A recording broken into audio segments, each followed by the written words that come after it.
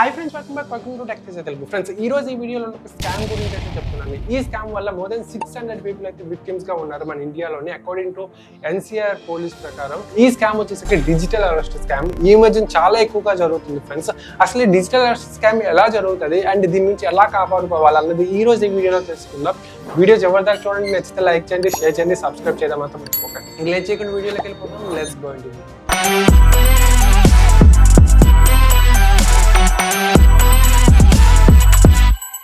Friends, నేను చెప్పబోయే ఈ డిజిటల్ అరెస్ట్ స్కామ్ పర్టికులర్ గా నెగ్లిజెన్స్ ఉన్న వాళ్ళకి లేకపోతే నాలెడ్జ్ లేని వాళ్ళకి జరుగుతుంది గ్యారంటీ లేదు. ప్రతి ఒక్కరికి జరుగుతుంది. ఈ డిజిటల్ అరెస్ట్ ఒక ఫేమస్ న్యూస్ ఛానల్ కి చెందిన ఒక రిపోర్టర్ కే జరిగింది. మనకి జరగదు అని గ్యారంటీ లేదు. సో కొంచెం జాగ్రత్తగా ఉండండి. ఆవిడకి జరిగిన ఎక్స్పీరియన్స్ అయితే తను షేర్ చేసుకున్నారు. అదే ఈ రోజు మీకు షేర్ చేయబోతున్నాను. అంటే దీని నుంచి మనం ఎలా కాపాడుకోవాలన్నది కూడా నేను ఈ వీడియోలో చెప్తాను. సో కొంచెం జాగ్రత్తగా ఉండండి. యాక్చువల్ గా ఈ డిజిటల్ అరెస్ట్ స్కామ్ అనేది ఒక ఫోన్ కాల్ తో స్టార్ట్ అవుతుంది అనమాట. బేసిక్ గా ఏంటంటే మనకి ఒక కొరియర్ సర్వీస్ బాయ్ గా లేదా కొరియర్ సర్వీస్ నుంచి ఫోన్ వచ్చినట్టు వస్తుంది అనమాట. వాళ్ళు పోర్ట్రే చేస్తారు. అది ఫెడెక్స్ కానీ డిహెచ్సిఎల్ నుంచి కానీ ఇట్లా డిఫరెంట్ కొరియర్ సర్వీసెస్ ఉంటాయి కదా, వాటి నుంచి మనకి కాల్ వచ్చేలా పోర్ట్రే చేస్తారు. మనకి సంబంధించిన కొన్ని పర్సనల్ డీటెయిల్స్ ఆల్రెడీ కొంచెం వాళ్ళ దగ్గర ఉంటుంది అనమాట. మీ నేమ్ మీద ఒక కొరియర్ వచ్చింది, ఆ కొరియర్ లో కొన్ని ఇల్లీగల్ ఐటమ్స్ ఉన్నాయి, లేదా ఏదో సమ్ ఇల్లీగల్ సర్టిఫికేట్స్ ఉన్నాయి. దానివల్ల మీ కొరియర్ ఎయిర్పోర్ట్ లో సీజ్ అయ్యింది. సో ఒకసారి మీరు అది మీరా కాదని కన్ఫర్మ్ చేసుకోవడానికి నేను మీకు కాల్ చేశాను అని చెప్పి ఫోన్ చేసి పెట్టేస్తారు. ఇన్ కేస్ ఈ సిచ్యువేషన్ నుంచి భయపడడం స్టార్ట్ అయితే ఇక్కడ నుంచి మనం విక్టిమ్స్ గా ఉంటాం. లేదా భయపడకుండా ఇమీడియట్ గా నెక్స్ట్ టైం వచ్చిన కాల్ లిఫ్ట్ చేయకుండా ఉంటే సేఫ్ అవుతాం. బట్ ఈ జర్నలిస్ట్ అలా చేయలేదు. నెక్స్ట్ టైం సెకండ్ కాల్ వచ్చినా కూడా లిఫ్ట్ చేశారు. లిఫ్ట్ చేయగానే సెకండ్ టైం ఫోన్ చేసిన వాళ్ళు వచ్చేసరికి ఒక లా ఎన్ఫోర్స్మెంట్ ఏజెంట్ గా పోర్ట్రేట్ చేసి కాల్ చేశారనమాట. కాల్ చేసి లా ఎన్ఫోర్స్మెంట్ ఏజెంట్ గా మాట్లాడుతున్నాను, నాకేమో మీ రిపోర్ట్ ఏదో వచ్చింది, మీరు ఏదో సమ్ ఇల్లీగల్ ఐటమ్స్ ఏమో వేరే కంట్రీకి ఏమో ట్రాన్స్పోర్ట్ చేస్తున్నారు, దానికి నాకేమో సీజ్ చేయడం జరిగింది, మీ కేసు నాకు వచ్చింది, అసలు మీ పేరేంటి అని చెప్పేసి అడుగుతారు అనమాట. మీ డీటెయిల్స్ కూడా అడుగుతారు. అంటే వాళ్ళ డీటెయిల్స్ చెప్పగానే ఆవిడ నమ్మేసింది అనమాట. నమ్మేసి వాళ్ళ దగ్గర ఆల్రెడీ డీటెయిల్స్ ఉన్నాయి. ఈ రోజుల్లోనే డేటా అనేది బ్రీచ్ అవుతుంది. మనం ఎక్కడ పెడితే అక్కడ Aadhaar card, pan card use చేస్తున్నాం కాబట్టి ఆబ్వియస్ గా డేటా అనేది బ్రీచ్ అవుతుంది. ఆవిడ కొంచెం డేటా అంతా వాళ్ళ దగ్గర ఉంది, మిగతాదేమో ఈవిడ దగ్గర నుంచి కొంచెం కలెక్ట్ చేసుకున్నారు. కలెక్ట్ చేసుకుని థ్రెటన్ చేయడం మొదలు పెట్టారు అనమాట. నమ్మించేలా చేస్తారు. ఇంకా కొంచెం వీళ్ళకి సంబంధించిన అంటే విక్టిమ్ కి సంబంధించిన డేటా అంతా వాళ్ళేమో రీక్యాప్ చేస్తూ ఉంటారు అనమాట. అంటే సోషల్ మీడియా డీటెయిల్స్ కానీ, లేదా ఏదైనా అకౌంట్ డీటెయిల్స్ కానీ, పాస్బుక్ డీటెయిల్స్ కానీ మొత్తం అన్ని చెప్పేసి ఓకే వీళ్ళు నిజంగా చేశారు అన్నట్టు వాళ్ళు మనల్ని నమ్మిస్తారనమాట. ఈ విధంగా జరిగింది ఈ జర్నలిస్ట్ కి. ఈవిడ ఫుల్ గా నమ్మేసింది. నమ్మేసాక లాస్ట్ వచ్చేసరికి ఆవిడేమో సరెండర్ అయిపోయింది. Surrender in the sense digital గా సరెండర్ అయింది. వాళ్ళు లైవ్ గా రాలేదు. సరెండర్ అయిపోయి ఏం చేయాలి, దీని నుంచి ఎలా తప్పించుకోవాలి, అసలు నేను చేయలేదు అనగానే ఫస్ట్ ఆఫ్ ఆల్ మీరేమో వీడియో కాల్ చేయండి, వీడియో కాల్ చేసేసి మీరు ఉంటున్న ఏరియా మొత్తం చూపించండి అని చెప్పేసి అంటారనమాట. వెంటనే ఆవిడేమో వీడియో కాల్ ఎత్తేసి లిఫ్ట్ చేసేసి మొత్తం ఆవిడ ఇల్లంతా చూపిస్తుంది.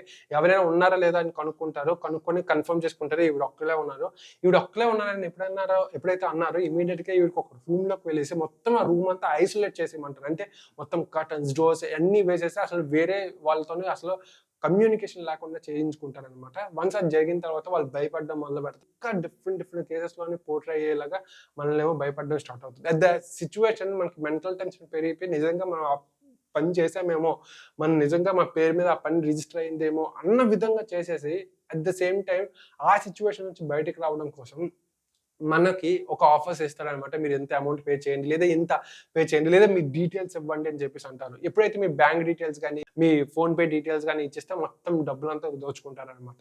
ఈ విధంగా స్కామ్ అన్న జరుగుతుంది. అవి చెప్పడం బట్టి ఏంటంటే more than 2.5 hours mental tension పెట్టారనమాట. చాలా వర్స్ట్ సిచ్యువేషన్ ఫేస్ చేసింది ఆవిడ లైఫ్ లో అని చెప్పేసి కూడా మెన్షన్ చేసింది. సో ఈ విధంగా డిజిటల్ అరెస్ట్ స్కామ్స్ అనేవి జరుగుతాయి. చూడడానికి సింపుల్ గా ఉన్నా కూడా చాలా డేంజరస్ గా ఉన్నది ఫ్రెండ్స్. సో కొంచెం జాగ్రత్తగా ఉండండి ఫ్రెండ్స్. అసలు ఈ డిజిటల్ అరెస్ట్ స్కామ్ నుంచి మనం ఏ విధంగా కాపాడుకోవాలి ఇప్పుడు తెలుసుకుందాం. ఫస్ట్ వచ్చేసరికి ఇన్ కేస్ మీకు అన్నోన్ నెంబర్ నుంచి కాల్ వస్తే, లేదా ఈ కొరియర్ బాయ్ లా కాల్ వస్తే ఇమీడియట్ గా మీరేమో రెస్పాండ్ అవ్వమాకండి. ఫస్ట్ ఆఫ్ ఆల్ వారికి ట్రాకింగ్ ఐడి కానీ, లేదా ఆ పర్టికులర్ కొరియర్ ఐడి కానీ తెలుసుకొని మీరు అఫీషియల్ వెబ్సైట్ లోకి వెళ్ళి ట్రాక్ చేయండి. నిజంగా నా పేరు మీద ఉందా లేదా అన్నది అక్కడే తెలిసిపోతుంది.